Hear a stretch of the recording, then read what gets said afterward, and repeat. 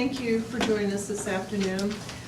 Just go over a couple of safety items. As you know, the restrooms are out on the opposite sides of the elevator. The staircases are there as well to go down. There's another staircase in the far corner here in case there's an emergency. We are here today for the presentations for P-17-010 Federal Government Relations Services. And this is the second of three.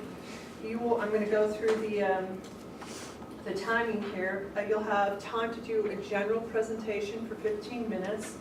Then we'll go through each of the three scenarios, allotting 15 minutes for each one with the exception of the last one.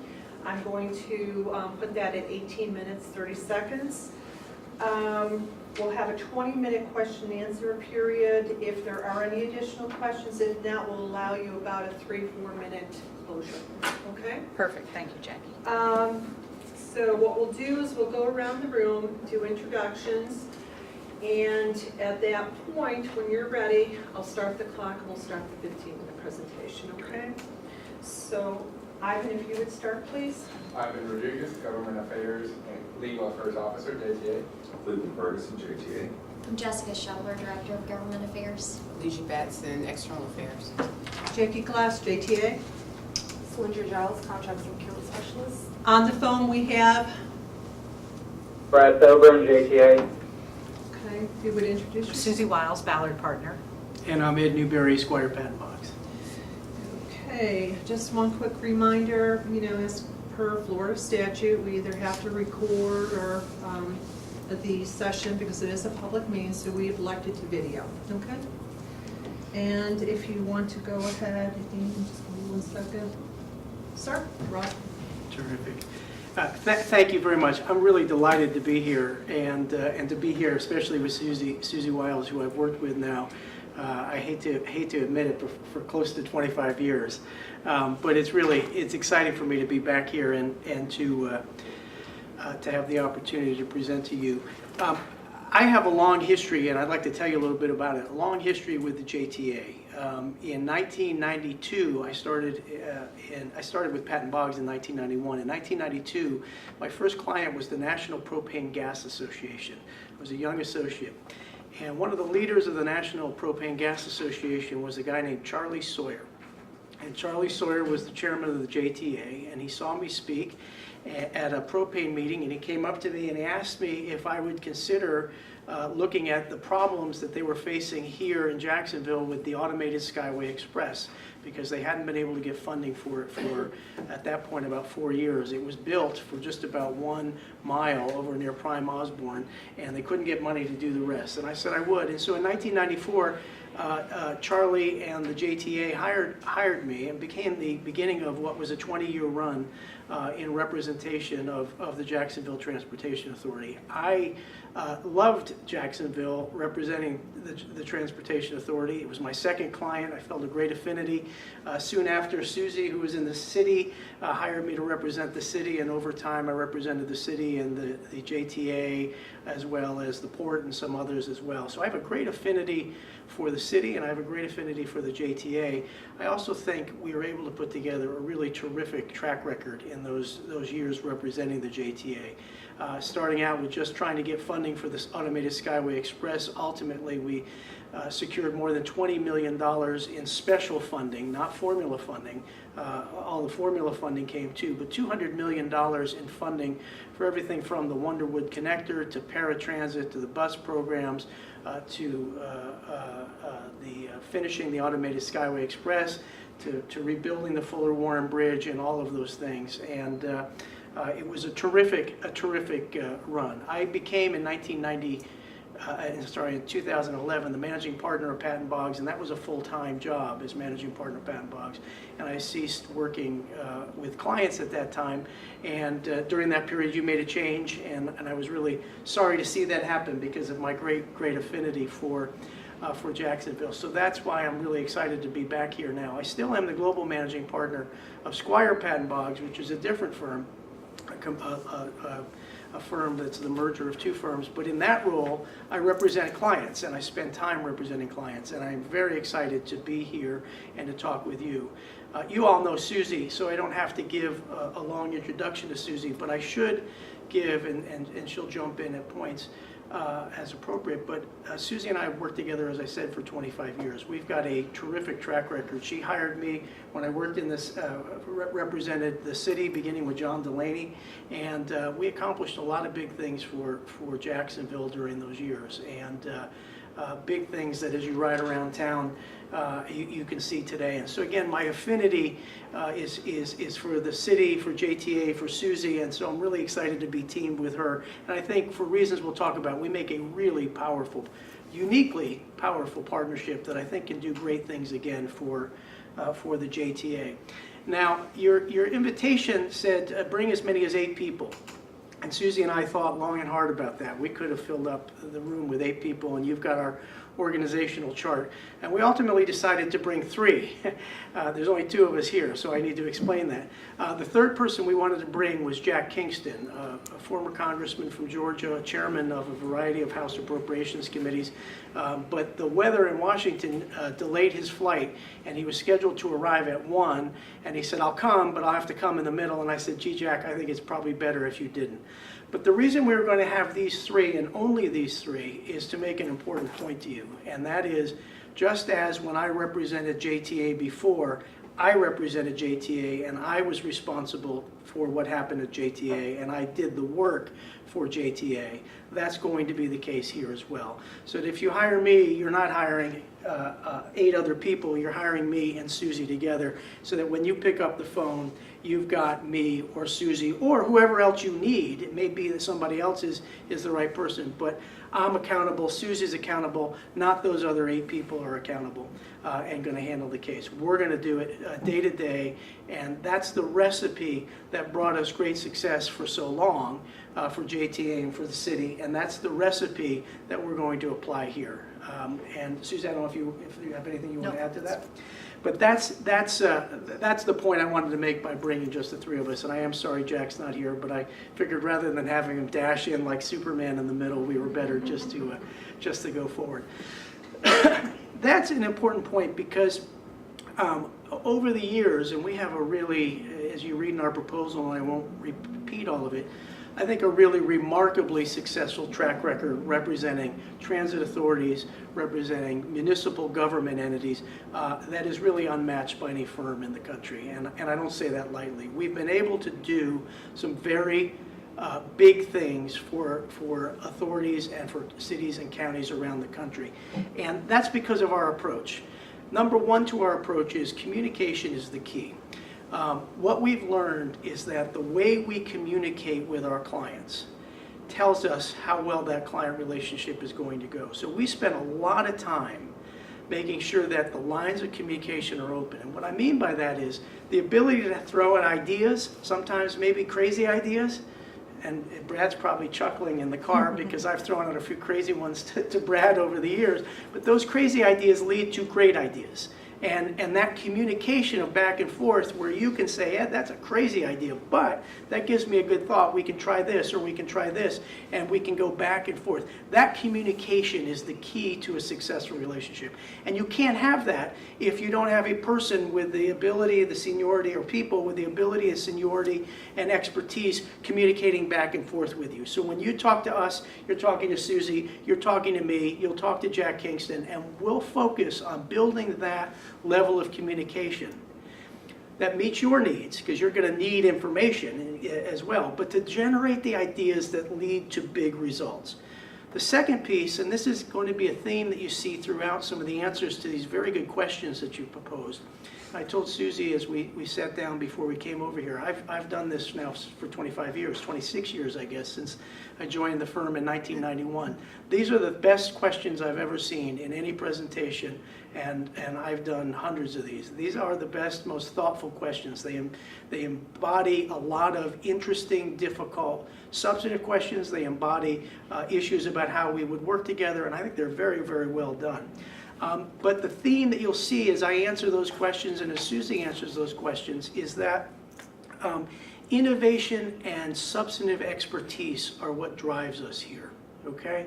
We start with the proposition that relationships are important. They are important. Relationships with the congressional delegation, with the appropriations committees, with the authorizations committees, with the administration, with the DOT, all the way through. Those are important, but those are not what differentiate a very powerful representation from an average representation. If you have relationships, and a lot of people do, it's a commodity. You can go in and see almost anybody, and you can hire people to do that for you. But that only gets you in the door. It doesn't get you to the solution, right? So we start out saying, we've got all those relationships. And if you look at Susie's background and Ballard Partners and their connection to the Trump administration, which is going to be very, very important and very, very challenging for transit agencies around the country. If you look at our team with my relationships, with the relationships of our bench, Senator Breaux, Senator Lott, Speaker John Boehner, Jack Kingston, who's part of our core team, and others, there's nobody who we can't talk to on a very, very tight level. But again, that's only access, and that doesn't solve the problem. What solves the problem is the second point, which is innovation and substantive expertise. And that's really the second point to our approach. We use our access, and we use it very effectively. But it's not what differentiates us. It's having the ideas. It's knowing the programs. It's having the creative ideas. It's having the innovative ideas. It's being the best substantive experts in the areas in which we practice. That's what led to the success here in Jacksonville for many, many years. That's what's led to our success over a broad spectrum of projects for many years. I want to give you an example of that, and it'll come back in a second. When we were hired to do the automated Skyway Express, CBS was running a series about exposing government waste, and they did 3 series on this, and they called it the Train to Nowhere, and it was an update on the Train to Nowhere. And I thought, no, we're going to go. So I came and with the executive director at the time, and we went over to the station by the Prime Osborne Convention Center, and as we walked up, a security guard came and said, "Get out of here, you guys, get out!" And what are you doing? He said, "We want to ride the Skyway." He said, "Oh, you want to ride the Skyway? I thought you were just here to cause mischief. You know, no one rides the Skyway." It was a hard sell. The security guard saw a person and didn't actually register that they might want to take the train somewhere. When we went to Congress, we had the same reaction. And the reaction was, no way. No one rides it. We're not going to fund it. So what did we do? We figured out how we could get funding for the Fuller-Warren Bridge replacement. It was falling in chunks into the St. Johns River. Literally. Literally, I mean literally, it was falling into the river. And so we used the money, recognizing that money's fungible, the money from the Fuller-Warren Bridge, and the state and the county or the city had allocated money to the Fuller-Warren Bridge. Recognizing that money was fungible, we took that money from the Fuller-Warren Bridge, applied it, and finished the Skyway. And that's how the Skyway got done. That's knowing the substantive programs and coming up with innovative solutions. And that pumped another, at that time, I think about $40 or $50 million into that project that otherwise wouldn't have ever gotten funded. That's how we approach all of these things, substance and innovation. Third point, aggressive. You have to be aggressive. The competition for federal dollars is getting higher and higher and higher, and the federal dollars, particularly now, are getting smaller and smaller and smaller. So you have to be innovative, you have to be substantive, you have to be clever and come up with ideas, but you have to be aggressive. And that means you have to go after everything you can go after. Competitive grant programs, appropriations, authorization, administration, discretionary grants, everything that you can go after. And so we generally form a matrix and we say, here's the project, here's all the potential ideas we can dream up, and here's our strategies for going after those monies in various categories. And so aggressive, not in a in-your-face offensive way, but in a holistic, positive way that says we're looking at everything. We're going to fight for our client. Your client's going to fight for every bit of federal money we can get to do whatever it is that you want to do, whether it's modernize the Skyway or build highways or First Coast Flyer or whatever it might be. And the last piece, and it ties to that Fuller-Warren Bridge example that I gave a minute ago, money is fungible. right? $1 is $1. It can be used for anything. And so the ability to be clever with matching funds, which we've had to do on a number of projects, with matching funds, with leverage ratios, with credits, with loan credits and other things, the ability to be financially creative, recognizing that money is fungible, is one of the absolute keys to success. You cannot be successful unless you're financially very clever. If you're financially, not unethically clever, just smart.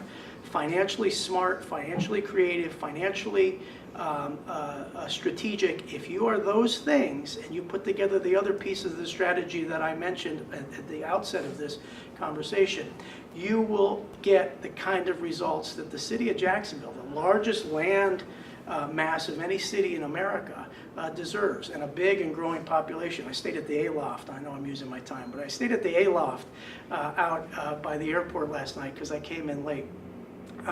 When I first started coming here in 1992, that was just a field of pine trees. And when I woke up this morning and looked out and saw what I saw, it's unbelievable. But you know what comes with that is demands on transit, demands on transportation services, demands on the city, demands that are very hard to meet. And you have to be at the top of the game to be successful. And that's where we would really like to be with you. We are both honored and delighted to be here. And for me, this is a homecoming of sorts, and I'm very excited to team with Susie and to have the chance to talk to all of you. So I think you're going to turn now to these very good questions, and I appreciate it, unless you have questions. Okay. For the scenarios, what we're going to do is Cylindria will read the scenario, and then the timer will start. You'll have 15 minutes to reply for the first two and 18 minutes and 30 seconds for the last one. Why longer for the last one, just out of Because curiosity? we ran over in the last session, so I have to... Okay, I thought there was some special thing, okay. Very fair here. I got it. Very fair. Yeah. So, Good afternoon. The U.S. Department of Transportation announced a Notice of Funding Opportunity, also known as NOFO, for fostering advancements in shipping and transportation of the long-term achievement of national efficiencies, fast lane grants. Multiple clients of your firm are submitting applications. In fact, at least 4 clients that are represented by the same team that represents JTA are also submitting applications. Each of the applications are similar in the projects, meets all of NOFO's requirements, and are projects with robust public and private interests and have a strong business, political, and community leader support at the respective state and local levels. Please indicate how you would review, plan, and execute with any perceived or actual issues and deliver the outcome sought by the JTA with its intended goal of namely putting in its best position to obtaining the grant funding. In addition, please explain how you propose to balance the role of representing similar clients competing for the same funding opportunities at the federal level of government, and how do you create a unique strategy for each project and or client? It's a very good question, and it has lots of components. Let me start out by saying that we have extensive experience with securing fast lane grants, and in fact have secured the largest fast lane grant for the Atlantic Gateway project. So we know how to do this, and we have a good track record of doing this. When you look at these grant programs, you have to look at all of the grant programs. You have to say, is this the best for a Tiger grant, or is this best for a fast lane grant? And so the first question before we get to the substance here is the matrix idea I talked about, right? So you'll say, we want to do X, Y, or Z. All right, whatever it is that the substance is that you're envisioning in question number 1. And there'll be lots of those things, whether it be a road project or a bus project or whatever it is, right? So what the first thing we will do is say, all right, what are all of the potential sources of funding for that? And how do we go after innovative sources of funding for that? So number 1 is we look at the grant programs. Number 2 is we look at the authorization opportunities. Number 3 is we look at the discretionary grant programs. Number 4 is, and I think they will come back, and maybe during the next 2 years come back, are there earmarking opportunities? That goes to your second question. And then how do we leverage what we have here in Jacksonville, right? So one of the things that you have here that's very powerful is the military presence. Well, the military presence gives you an advantage. In almost every grant program, when you're serving military personnel, particularly in this time, it gives you an advantage. So then we look at how do we maybe tap a Department of Defense, even if it's just for $1 million or $2 million that we can use as matching funds or leverage funds. One of the things, by the way, that's important to recognize here is that the first dollar is the hardest dollar. Once you've got the first dollar, the mindset of the government is always, well, we've invested in this. That's how we finished the Skyway. We've invested in this. We're not going to turn our back on that project. The first dollar is the hardest. Now, to get to the substance of this question, any firm that you're going to talk to that's worthy of representing this organization is going to represent other clients in this space. It's how you gain the knowledge and the reputation. And so you do have that implicit question of how do you balance those needs? There's really two, I think, important elements. Number one is these are not political decisions in the sense that a lobbyist can say, well, this is more important or that's more important. These are substantive decisions. I have a sneeze right on the edge of my, if I stop, you'll... Look to the light. Yeah, well, I was trying to think where the sun is, and maybe it'll... So substance drives these things, all right? That's why I talked about the Department of Defense. I would add veterans. I'd add the largest land mass. Substance drives these things. So the strategy is driven by the facts and by the substance. And so, yeah, we might have two of these or maybe even three at a time. LA Metro may have one or Denver RTD at the same time, but they're all fact-driven and they're all different. So the number one thing is that these are driven by substance and expertise, and that's what distinguishes us. We are able to put together the ideas that look better because they are better, because they're based on substance and innovation. So that's number one. Number two is, while these are typically not political decisions, right? This is human. This is everything is human. And so when you go in and talk to people, they say, well, you know, this is credible, it's not credible. One of the things when we talk about the relationships we have, from everybody from the Secretary of Transportation on down to the congressmen and the authorizers and the appropriators, people who we can talk to, we know those people and we know them in a professional way over a long period of time. And we've always prided ourselves on being the smartest, knowing more than anybody else, including the staff, but also making sure that we're rigorously direct. We give both sides of the equation. Here's the strength of our argument. Here's the argument you could make against us. And what happens is in those relationships, that carries an enormous amount of credibility, so that when we come in and say, look, here it is, and this is going to be one of the very best applications, you should fund it, like we did on the Atlanta Gateway project, they take that very seriously because the relationships we developed. Jack Kingston didn't rise to be the chairman of the Labor HHS Appropriations Committee, which is the largest next to Defense, and he was vice chairman of Defense, because he was just a nice guy. He got there because he was smarter and used his expertise to become more effective, and so that when he goes to see those members on the committee today, they know his background, they know his way. Susie did not become, you know, you got to be careful. I know everyone knows Susie and Trump, but it depends on the audience. Susie did not become the Florida chair of the Trump campaign just because she was a nice person. She became the chair of the Florida Trump campaign because she is the best at what she does. And Trump won Florida. And whether it's good or, you see, I don't know whether the audience is Democratic or Republican, so you have to, but without Florida, he didn't win, right?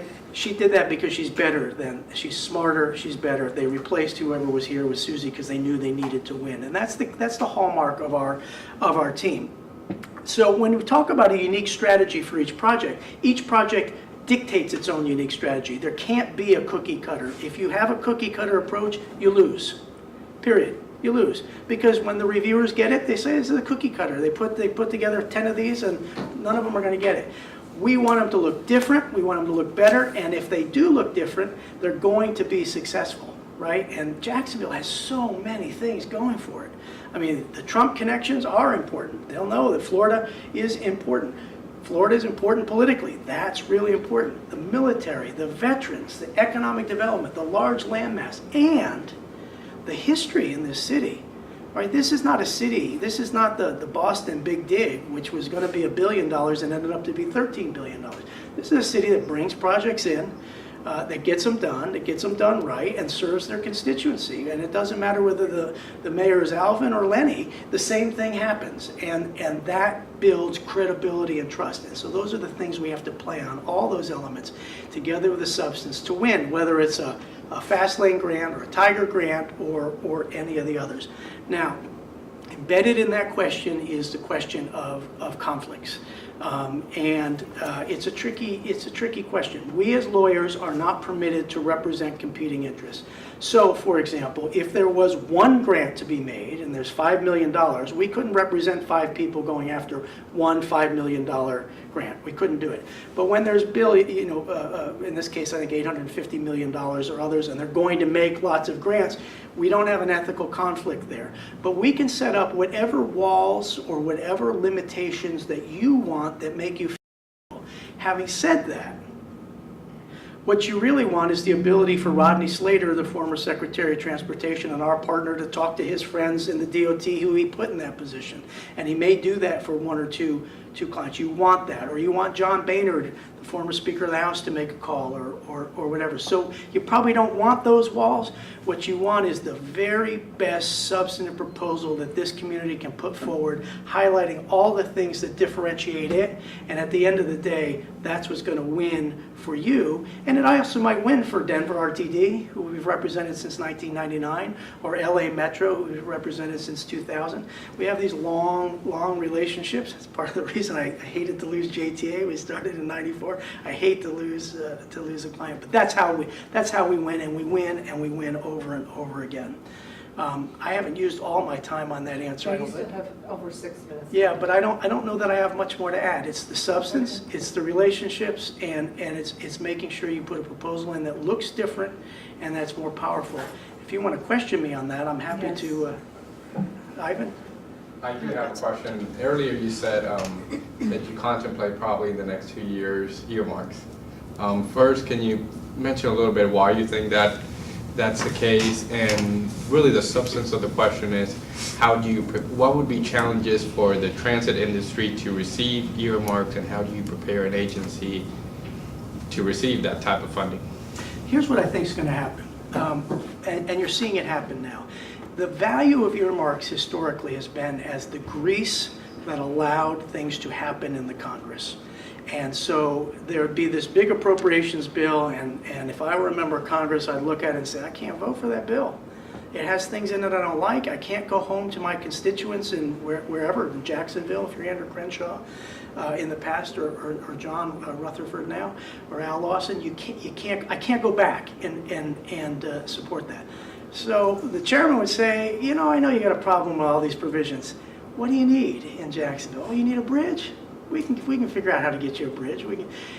Right now, Congress is in gridlock. You see it with the health care bill. They passed that bill, it came on and off, and they finally passed it. They need some grease, and Trump is pressuring them. I point to you when I say Trump.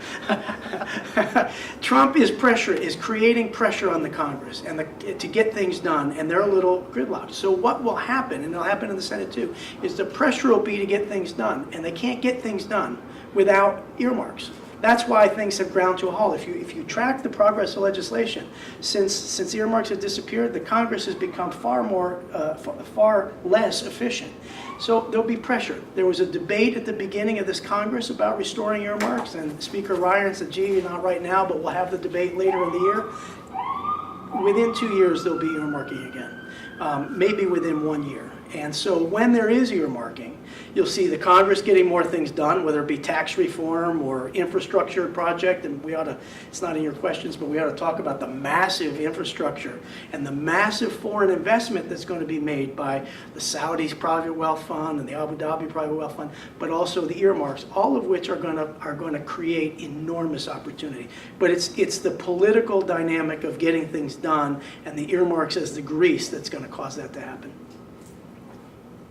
Any other questions? I do. I just want to kind of dig a little bit deeper on the discussion about potential conflicts. Yes. And not even so much conflicts as opposed to just competing interests.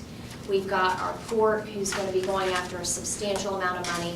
We now have the city who's brought on Ballard with, now they're getting involved in the federal, the federal aspect for funding in doing that. And so I just kind of wanted to talk about how maybe, so for example, a fast lane grant, or use whatever discretionary grant you would like to kind of talk through how you might set that up, because I think in the past we've always understood that the mayor's office holds a lot of, we all, including the authorities, give a lot of deference to the mayor and in supporting whatever he has going on. And so I just kind of wanted to understand how you would set that up should you be selected.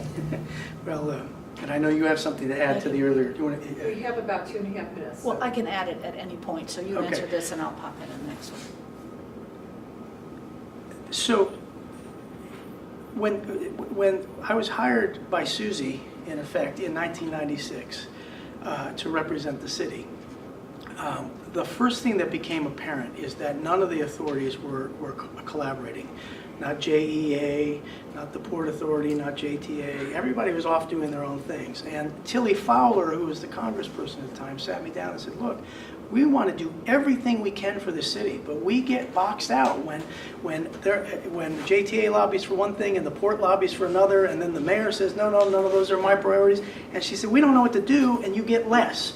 And so the first thing we did is not strict coordination, but we started to institute a process, and I think it's a good process, where we actually as a group strategically thought about what we wanted to accomplish for the region, right, for the greater Duval County region that's all within our jurisdiction here, and then to figure out how to do it in the way where we had the most bites at the most apples. And what we found is that collaboration led to lots more ideas, and it led to allow us to pursue more things, and everybody got more. The port got more, the JTA got more, the city got more.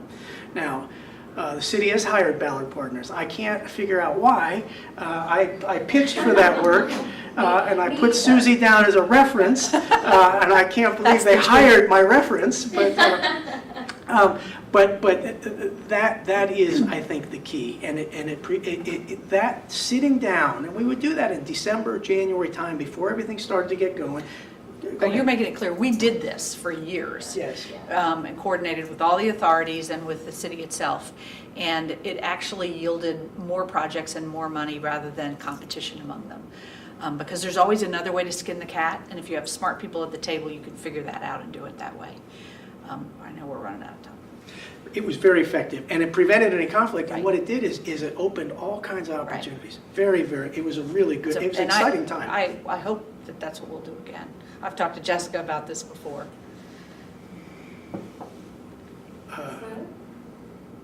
Other questions? All right, we'll move on to scenario number 2. Here again, Sylvia will read, and then we'll start the time. During the upcoming fiscal year budget, the JTA has a project that is awaiting review from the Federal Transit Administration. In order for the project to be recommended for funding under the Capital Investment Grant Program, you have learned that the FTA intends to not recommend projects to the U.S. Congress, even though they are rated by FTA. Congress is developing the fiscal year's budget, and they have the dilemma that since neither the FTA nor the President has submitted a list of projects for consideration and funding, if Congress lists them in the bill or committee report, it would be considered an earmark. This is which are currently not permitted by congressional rule. Please indicate how you would review, plan, and execute to solve this problem, overcome all of the issues, and provide the outcomes sought by the JTA, namely with its intended goal of obtaining the funds of the project. What strategy and actions would you use with the administration prior to and during this effort? What strategies and actions would you use with Congress prior to and during this effort? Well, inherent in that question is a little bit of what we just touched on with Ivan's question, and you are right that that earmarks, the question is right, that earmarks are not permitted by congressional rule right now. I do think that's going to change for the reasons that I just outlined. But the definition of what an earmark is a very amorphous kind of thing. The truth is, Congress earmarks all the time right now. They just don't do it the way they used to do it, where they would say, there will be $5 million that will be given, in the statute, $5 million that will be given to build that courthouse down the street, and it'll be allocated in this way, blah, blah, blah. Now they create different ways. Sometimes they do it softly by creating programs that only certain kinds of projects can qualify for.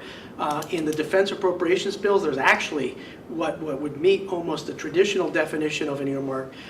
They do it by creating a language that limits how they can make grant awards, and that limitation has the effect of directing. So there are earmarks today. There aren't the earmarks where they say XYZ gets $1 million and ABC gets $2 million. And by the way, the reason that went away is it began to be abused. And there was a lot of corruption that surrounded it. And so having a pause and a timeout and a renewed system is what's going to allow, I think, earmarks to come back. When they come back, there's going to be some criteria tied to them, right? It's not going to be just member X, Y, or Z can say put $1 million in for this or $2 million in for that or 25 for this. There'll be criteria, and there'll be a more formalized process that I think comes back.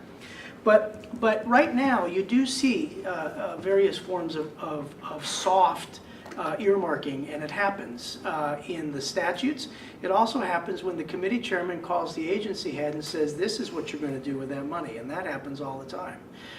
And so, and really happens, I mean, literally every day.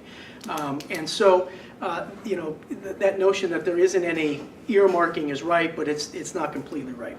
Now, in this particular case, you've laid out a fairly realistic scenario, because the Trump administration, at least in their initial budget proposal, says no full funding grant agreement funding. That's a local thing, and we're not going to do it. You want a full funding grant agreement type project, you can fund it yourself. What's interesting about that is that's exactly the position that Ronald Reagan took every year of his 8 years as president. Every year in the budget, it was exactly the same approach. And in every single year, and this is before there was earmarking, so the earmarking began after, every single year, Congress responded by saying no, and here's how you're going to do it. And they would create criteria. That's what's going to happen here. Okay, you're going to have the same thing. The Trump administration is one of the hallmarks of President Trump is he takes a very extreme position to make a point, and then they move back. Everybody in Washington knows you can't eliminate funding for full funding grant agreements and FTA projects. Everybody knows that, right? So it's an easy thing to throw out there because they know the Congress will just restore it. So there will be funding. So knowing that there will be funding, understanding the dynamic of the Trump administration is the first piece. It's where Susie and Ballard and others with relationships with the Trump administration can come in. We would be having conversations, we collectively, with the Trump people, who would be laughing as we say, yeah, no full funding grant agreements, ha ha ha. How do we get this done? How do we get this done? As often as not, there's a nod that happens. As often as not, they say, yes, we're absolutely, completely, and totally opposed to that, and then they tell you how to get it done. That's what's going to happen here. The administration will oppose zero, the Congress will add money in. The Congress and the administration, either through a listing of projects in the bill, probably not this year, but in next year when I think there will be earmarks, will tell which projects will be funded. More likely, what will happen is the administration, working with the lobbyists beforehand, will recognize that this money is going to be restored by the Congress. So we begin to work with the administration, with the FTA, and with the DOT at an early stage.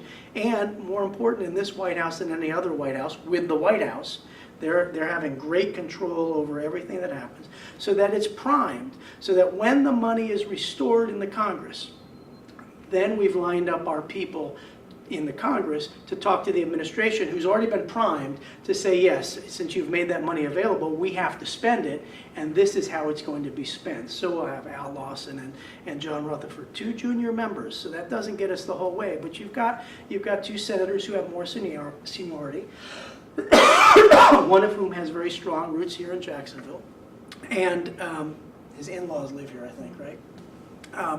Every time I see him on an airplane, he tells me, I'm going to see my in-laws. But that's how that will happen, and it will happen. And again, that's where the substance comes in, because they're not just going to do it politically. They're going to go for the best projects, the ones that have the best match, the ones that have the best substantive case, the ones that have been thought through the best. And so you got to combine all that political groundwork. Administration who knows the money's going to be restored, a Congress that knows that they're going to restore the money, and then lining up all the substantive support for that project and all the political support for that project so that when it happens, it just is a natural step for this to be one of the FTA designated projects. If earmarking comes back sooner, Ivan, then it'll be earmarked. But in the future, it'll be earmarked. It reminds me of the Skyway Express. Thank you. Thanks, Susie. After the first year of funding for the Skyway Express, there was absolute opposition to any more funding from a guy named Alphonse D'Amato, who was a New York senator who chaired the Senate Transportation Appropriations Committee. And Alphonse D'Amato said, no way, we're never funding this crazy thing. And Ann Maiano, who actually works for my firm now, Ann Maiano was the staff person. I would call Ann up, and I'd send her these long substantive memos. And she'd call me up and say, I don't know why you're doing this. We're not going to do it.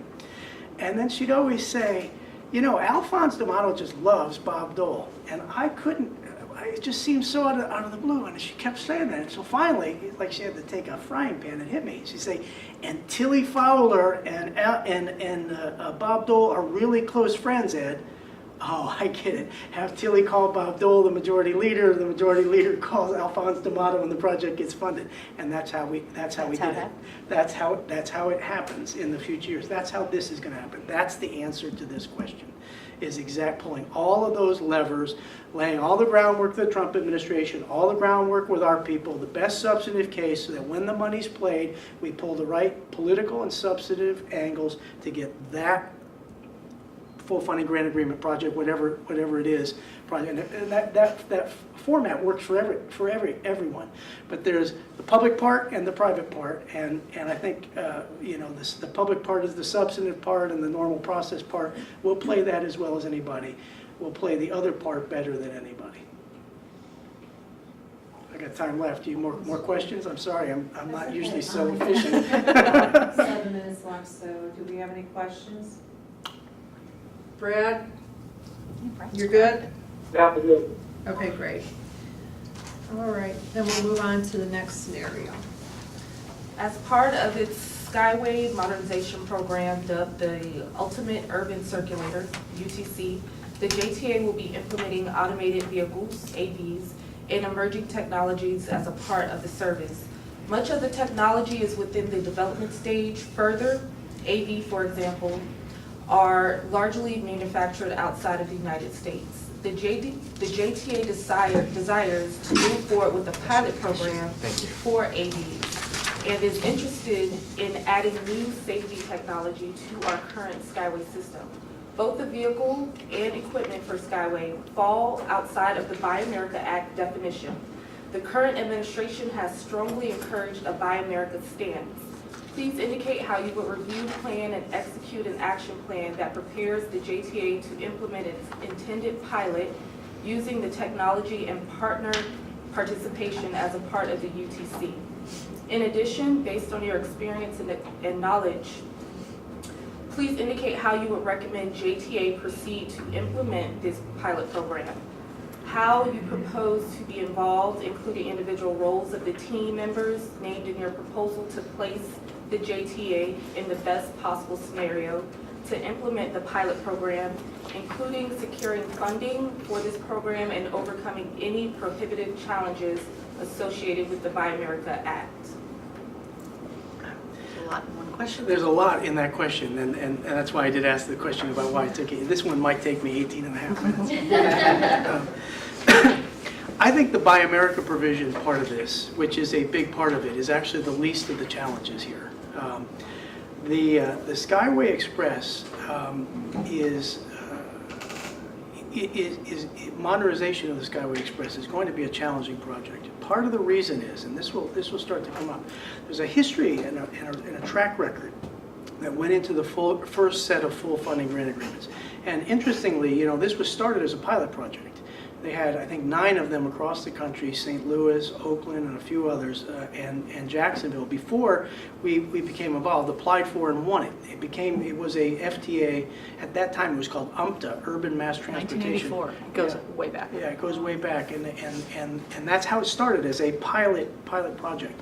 But the track record I'm referring to, and there's a long public history of this, is that, and I was up on the Hill lobbying this, is that the Skyway would have 19,000 riders per day, and 19,000 trips per day, meaning maybe one person takes 2 trips, to and from work or something like that. But those numbers never were realized, and are still not realized. And so one of the challenges that will face this project, and this comes down to substantive expertise, and by the way, I'm not telling you not to do it, I'm telling you it's probably the bigger of the 2 hurdles. The challenge will be making the case that this is deserving of the federal investment, given what will be tight levels of federal investment and high metrics for approving projects. This one will have to put an enormous amount of time and effort and work into figuring out how to make this qualify. And it can be done. It's as I say, going back to my earlier answers, substantive expertise and innovation, and playing on the strengths of this particular area, and playing on some of the strengths of the administration, jobs. If you look at the growth in this area, though, the growth patterns aren't going to help. The growth isn't happening here in downtown. The growth's happening out by the Aloft and to the south and other places. So the burden is going to be very, very high. That's not to say that it's not possible, because all things are possible. So we're going to have to really work hard at figuring out how to justify the use of federal funds to expand that. Is there a tie to the port? Is there a tie to tourism because of the connection to Prime Osborne and the connection downtown and to the stadium where there's the events? Is there some argument we can make regarding the military and the defense? I don't know what it is, and it doesn't come right to mind. But those are the kinds of things we'll have to do, and then we'll have to talk about the creativity in the financial package, right? This is one of the things I mentioned in my initial 4 or 5 core points. Matching funds are going to be important to every project in the country, particularly those whose metrics are not as strong as others. Well, matching funds don't necessarily mean dollars. They could mean donations of land. We use the donation of land at the San Marcos station as a match to get us above the threshold when we face just this challenge with the full funding grant agreement extension to finish over on the South Bank originally. So we're going to have to be very, very creative financially. We're going to have to be very, very smart about the metrics. We're going to have to use every federal connection we can. Jobs, economic development, military, tourism, the port, anything we can come up with to make the strongest case, because that's where I think the challenge is going to be here. If we can do those things, and I'll get more specific in a second, if we can do those things, which I think we can, then we are, under this scenario, going to face a Buy America challenge. And what I don't know from this question is whether there's equipment available from Buy America qualified provider that would meet the need. If there is, then the burden gets even higher, because then you have to explain, well, why would you use the technology from Spain or Italy or wherever it's coming from? And so then the Buy America provision becomes a little more challenging. How do you overcome that? You overcome that with the jobs argument, all right? Economic development. The focus on Buy America is a focus on jobs. right? So you're just balancing here. And if you can make a compelling jobs argument, we're going to revitalize downtown and we're going to bring 15,000 new jobs to downtown, and they're not going to have anywhere to park, and they're not going to be able to get downtown unless we have a modernized automated Skyway Express or ultimate urban circulator, then you've got an argument that offsets the jobs argument that's inherent in the Buy America. Now, I assume that the First Coast Flyer lines will tie into the Skyway Express, so that's another way of bringing that together, is tying the other pieces together. And I know there's a multimodal facility planned for on the South Bank, and all those things come together to make the argument, and all of that argument, all the argument for why this should qualify for federal funding is the ballast to overcome the Buy America limitation. And you know, people aren't focused on Buy America for Buy America. You have to focus on why, and it's jobs. And so if you can come up with an economic development jobs argument that offsets that, I think a waiver, and every Buy America can be waived, a waiver becomes very likely. If there's no competing source from any U.S. manufacturer, then it's, I think, a fairly easy argument to overcome. If there's a U.S. provider of the technologies that you want to use, then it's a higher burden, but again, it's that same set of arguments that overcome that burden. And at that time, you may want to make the strategic decision to look at whether the U.S. technology makes more sense, because that could help the substantive argument on the other side, too. So there's a lot of unknowns in that. When you say a pilot, that triggers, so you want a little bit of specificity. When we have a new Transportation Act, and we will every 6 years a new Transportation Act, we have one that's fairly recent now, but we can start thinking, and these things don't happen in a year or 2 year time frame, we can start thinking now about pilot programs to modernize these kinds of systems around the country. And we have good success in enacting in authorization bills new programs to address the needs of multiple regions and multiple cities. And if you look at the places we represent, they fit the pattern of Jacksonville. LA is spread across a massive jurisdiction. So they have all the same kind of challenges that you do about moving people. How you can't build rail lines in all those places.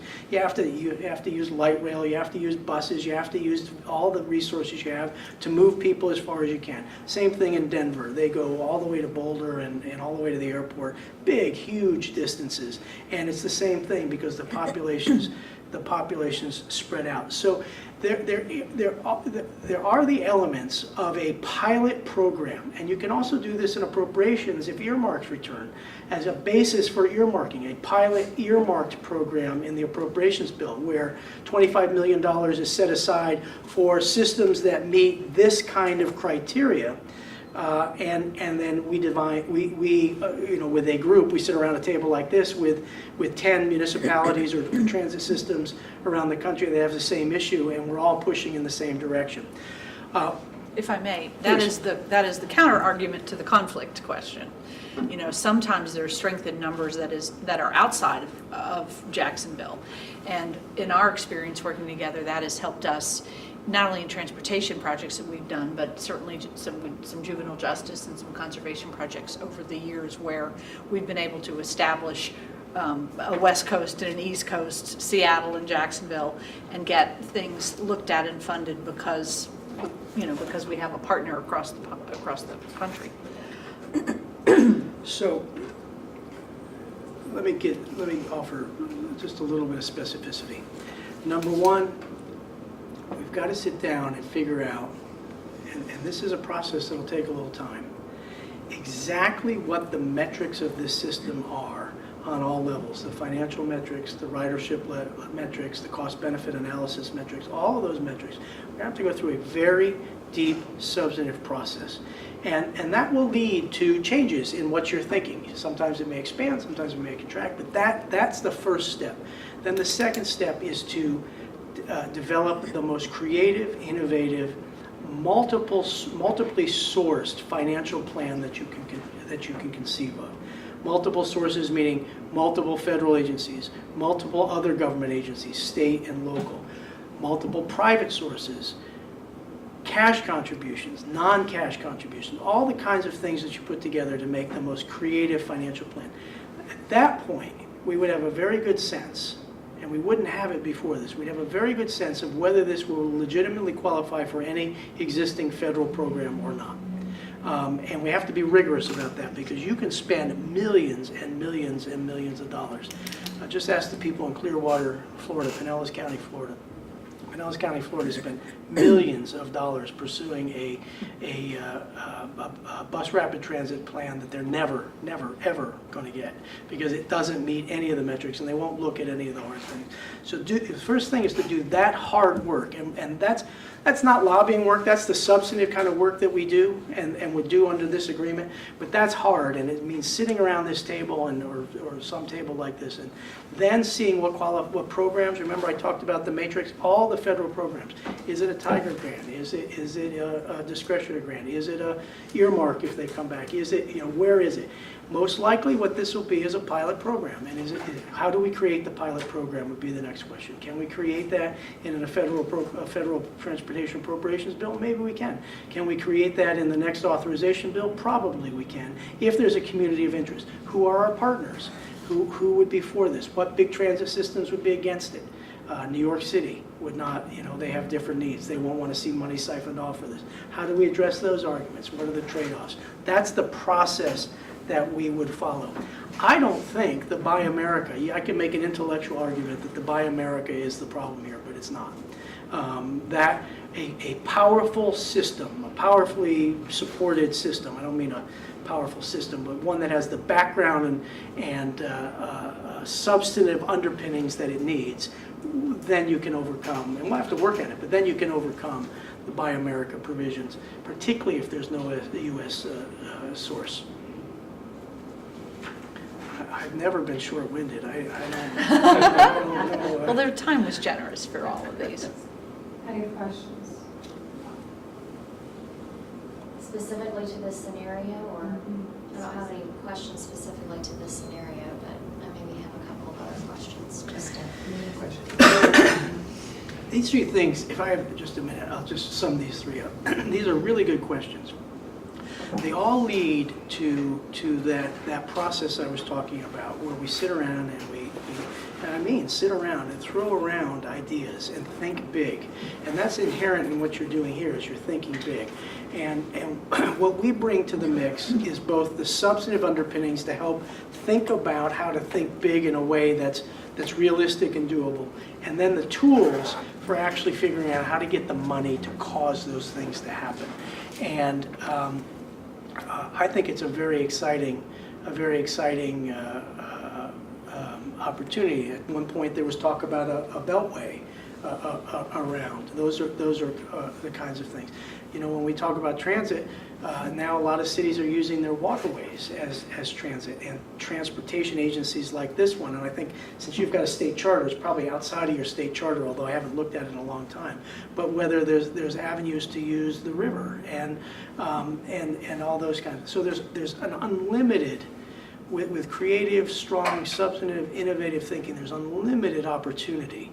And I think the federal piece of this, which is going to be very, very tight, the federal piece of all of these things are going to depend a little bit on politics, but a lot on coming up with the best ideas. And that's what this community's always been known for. Do you have anything else? You have about 4 minutes. So I did 14. I almost got to 15 on that one. Oh, thank you. Yeah, I'm losing Okay, my... so we do have a question and answer period for 20 minutes, and since you do have questions, I'll go ahead and start the clock. So I'm going to get into the weeds a little bit here, and it might seem like a trivial question, but I know it's important for us. Ivan runs our day-to-day federal affairs here at JTA, and I know one of the things that we do is we have weekly calls. Susie, you're familiar, similar to our local and state calls that we have. We separate off of our federal calls from the local and state just because the enormity of our federal involvement is kind of merits its own time. I guess sort of my in the weeds kind of question would be, how would you foresee setting up your staff and support staff to kind of meet those, like if there's a question that Ivan has, you know, during the week, or there's something maybe from week to week that that you all are working on, who do you foresee being on those federal calls? And then my second follow-up, or my second question kind of following along that, is we go up to DC maybe once every other month, and many times Nat is with us on those trips. And so kind of coordinating the schedule of what those trips look like, and that kind of thing. Just walk me through how you would see sort of structuring that from a staff standpoint. I mean, I don't foresee Susie calling us and, you know, calling and getting although I know you can, I just don't see you spending your time. I mean, and we wouldn't want you to. We wouldn't want to use you for that reason, for scheduling purposes and that kind of thing. If I can jump quickly, because I had a similar question, so you don't have to repeat the answers, but when you answer the first question of Jessica, can you talk a little bit about those 2 or 3 other people that we would be in contact, and a little bit of their background? Yeah, so let me start. You know, I started when I talked about some of the core principles with the notion that communication is key. And communication really is key. And one of the things we always like to have, and you'd be surprised at how many clients don't, I'm always surprised, is a regular call, whether it be once a week or once a month or once every 2 weeks. It doesn't, whatever the client needs is good for us. But a regular call, that promotes accountability, that promotes interaction, that promotes communication, and it's a good, solid, foundational bedrock. I think that's the bare minimum, though, because those tend to be structured, and they tend to cover, they tend to be more conveying of information, which is very important. But you also need the, hey, I just had a great idea moment call, where I call Ivan and say, I just had a great idea. Why don't we build another Full of Warren bridge? And he says, what's the matter with you? Are you crazy? Right? But you know, you just reminded me, maybe there's another, another thing that we could do. So you got to be able to have that kind of interaction too, and that can be by telephone or by text or by email, and sometimes when it's really going well, it's all 3. But regular, constant. Not once a week and then you don't hear from anybody for a week, but constant thinking about the problems and the challenges and the opportunities. And so once a week call, who will be on it? I'll be on it every week, and that's a commitment I'm making to you, unless there's some unforeseeable thing I can't do. And me too. And Susie too. That's again why just the group of us. This is who you're going to be dealing with. Now, we have a team of people. You saw the list of people. We have a very strong associate named Tim Drake. Tim practices solely in this area. He's very capable. He's a lawyer, a mid-year lawyer. And I think, meaning 3rd or 4th year lawyer, he's very smart. And so we'd have, for cost efficiency, I think have Tim do some of the work as well. Jack Kingston Jack may be the most, even as a member of Congress, was one of the most accessible members of Congress. He gave everybody his cell phone number, and you just call him, you say, hey, this is Jack, and that's how it'll be here. You can just pick up the phone, and if you want to talk about an appropriations matter and want to bypass me and call Jack, or... And if I can add this about Jack, he's got obviously all the House connections from his years as being a member, but he's also, a very frequent, effective Trump surrogate. You see him on CNN and Fox and all that. So he has a foot in both camps, as sort of our firm does too. So that's why Jack's golden to this.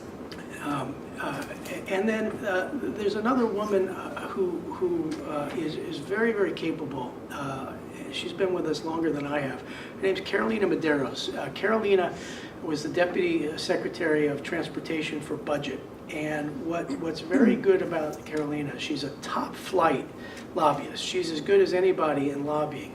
But what she's better than anybody at is thinking through a lot of the issues I just talked about, the financial pieces of it. Because she ran the DOT budget office, and she knows how to score these things. She knows how to grade She knows when you put this in, they're going to look at this issue, and this is how we're going to respond to it, by coming up with this match or by coming up with this argument. So she's very, very skilled in the financial, budgetary aspects of justifying and supporting these projects. Because that's where these things get hung up. They don't get hung up on the politics as much as they get hung up on some bureaucrat in the Office of OMB, Office of Management and Budget, or some 30-year employee at DOT who says, hey, wait, this doesn't meet this, or this doesn't do this, or you don't have enough cost benefit. That's where Carolina comes in. So you've got me, Susie, Jack, Carolina, Tim Drake, and then Mallory Richardson is a more junior person, and again, practices solely in this area and is expert in this area, and we'd use her again for cost efficiency. But the main point I want to leave for all of you is, at the end of the day, I'm the person that you'll deal with. I'm the person that's responsible to you, Ivan, or to you, Jessica, or to the board as a whole with Susie. We're both, and she's right here, by the way, so if you're mad at me, you know where she lives, and you can get her. But we're accountable to you, and I've seen it too often, and oftentimes we've gotten a lot of work from people who say, yeah, one guy came in and we never saw him again. Well, that's not how we work. And by the way, we welcome you to check that. Yeah. Ed has deep relationships in Jacksonville, and if you check with former clients, you'll hear that. Yeah, so if you don't like me, I'm doomed now. We got to deal with that guy? That doesn't usually happen. So you would foresee Mallory handling kind of the details of the scheduling? Exactly. And, Rather than, exactly. And others as we needed, we would need it on that. So let's talk about the visits. I am really glad to hear that you come up that often. A lot of clients will come up once a year and think that they've accomplished something, and they have accomplished something. But the fact is, almost as soon as you walk out the door, they forget you were there because the next 8 meetings happen. But if you're there on a consistent basis, you form the relationships, you again have that kind of communication that I'm talking about, but you're having it with the committee and with the congressional staff, and that builds relationships, that builds ideas, and it just produces better results. And we'll certainly handhold you and schedule and whatever you need. We have office space you can use, or meeting space when there's downtime. There's a former mayor who will be unnamed who used to call me and say, I'm coming to town, I need a half day of meeting schedules, and then leave me alone. So Susie knows about that. And if you want to do that too, we can leave you alone. But we'll be there to take you to those meetings, to set up those meetings. And I would suggest, and I don't know if you're doing this, but establish relationships at the Veterans Administration, because you have a lot of veterans here who have transportation dependency. The military, because there's a lot of military people here who have transportation dependency in their families. And that will occur through us with the city. So there's a lot of synergy that'll go on that way.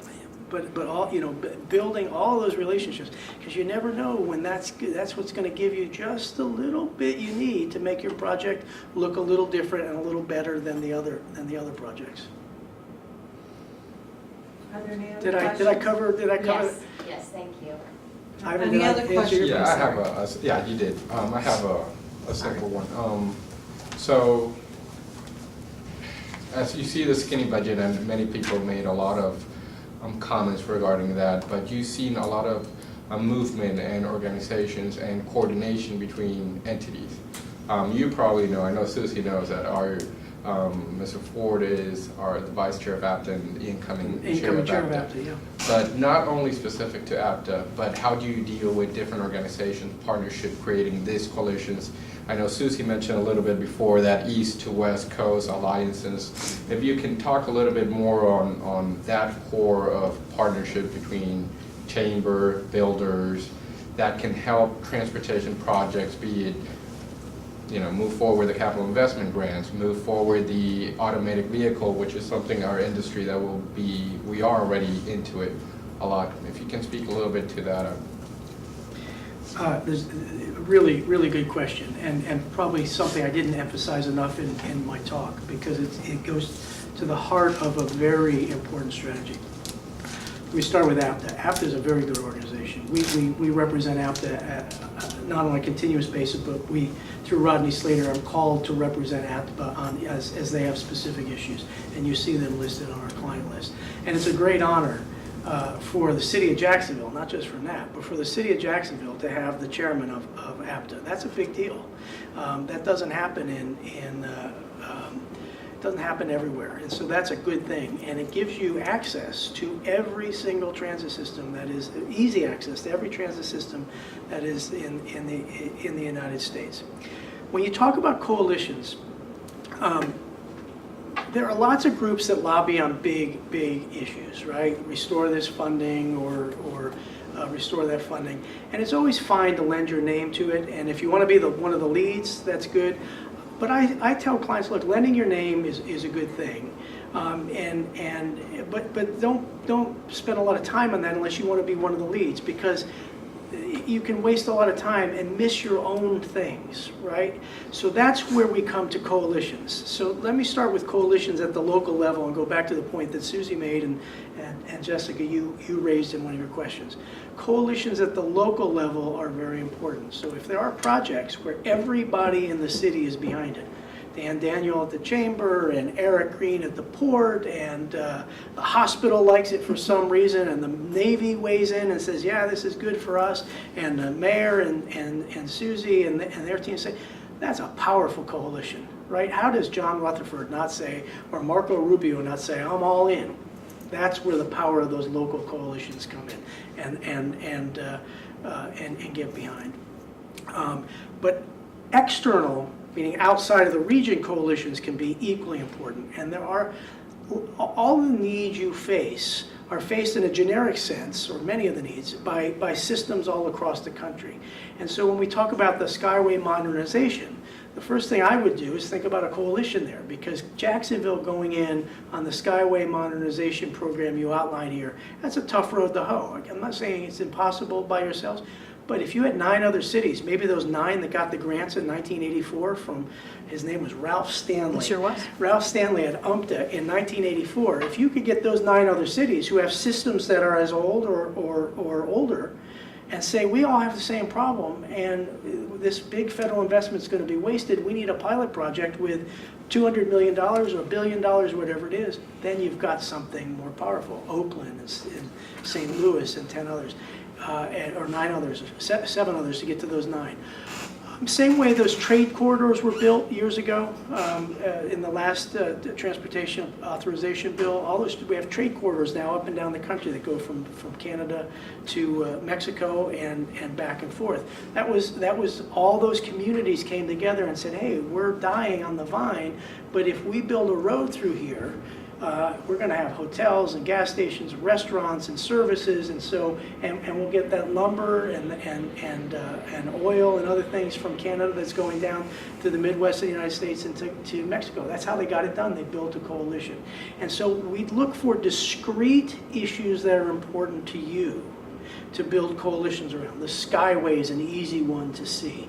The Fuller-Warren Bridge is an easy one to see.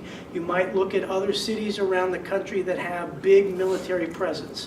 Norfolk, Chesapeake, and Virginia Beach in Virginia, for example, who have all the same issues you have with a big naval presence. Same thing with a couple of communities up in New England. And so you find those identifiers to build those coalitions, and then to all get behind, whether it's a pilot project, earmark funding, a discretionary grant, whatever it is. There is big force in numbers. Now, you're Florida. And you can never put this aside. Florida is really important politically. It's becoming more important than Michigan. Michigan gets millions and millions of dollars, and Ohio, because they've always been the swing states. They are still important swing states, but this state... This is ground zero. This is ground zero politically. And so everybody, Democrat or Republican, and Trump administration in particular, is going to look at Florida and understand the politics. And so that gives you leverage to put together a great external coalition, because everybody else knows you're Florida too. And that's the, this is, you all know this better than I do, but this is where everybody focuses on the Bush Gore as South Florida. It was here in Jacksonville. Hanging chads. It was here. In Corinne's district? Yeah. I actually got to go to the old city hall and sat there and. Jessica, you were in third grade. I know, but I got to sit there and, verify whether or not their vote was for Bush or Gore. Whether or not the hanging chad was, did they really intend to punch through that thing and vote for? I forgot the old city hall. Oh, yeah. Until you said that, I forgot that there even was one. Yeah. Yeah, that was But fun. does that answer your question? Oh, yeah. Coalitions, Perfect. I would spend, as we look at those matrices that I talked about, coalition building, local and geographically dispersed, very, very important element of success. Okay, very- We didn't hear from Brad. Yeah, that's very good. That, I know. yeah, it answered my. Any other questions? Brad, are you good? Yeah, I have no question. Okay, great. Where are you now, Brad? Still sitting. Yeah, he's still No, sitting. I'm not driving. Oh, I thought you were moving. Oh, okay, you're sitting, okay. And he's stalled. Yeah, I would just say that it was, thank you, for the Ronald Reagan part, when you mentioned it in the first scenario, that yes, he was always opposing, but the last big, huge gas tax and where the mass transit account was Ronald under Reagan. him. Yeah. Ronald Yeah. Reagan. And- Yeah, And that's the last comment, I haven't heard in years the Alphonse D'Amato name, and he brought it up and just brought back memories of Yeah. his press conference fighting. I don't know if they're good memories Thank or, you. I think we're getting cut off here. sorry. Okay, so no more questions? Did I use 20 minutes of questions? All right, finally, I used my You time. came very close. That's more like me. All right, so if there are no more questions, that's it, and thank you very much for coming. Thank you, in today. Jackie. Do I get to make one? We have about a minute and a half. I'll do it in less than a minute. I have a great affinity for Jacksonville. I have a great affinity for Susie Wiles. And I would be really honored and very excited to be able to represent JTA again. I love the time we did it for 20-some years. I love working with Susie, as we are in many things. And one of the things, Susie lives right next door to my office in Washington when she's in Washington, literally right next door. I'm in this block and she's the next block. So if she's here, you know where she lives, you can get her and she and I will collaborate. But it would be a great honor, and I really would like to get back into the saddle and work with all of you. So thank you very much. Thank you. Thank you.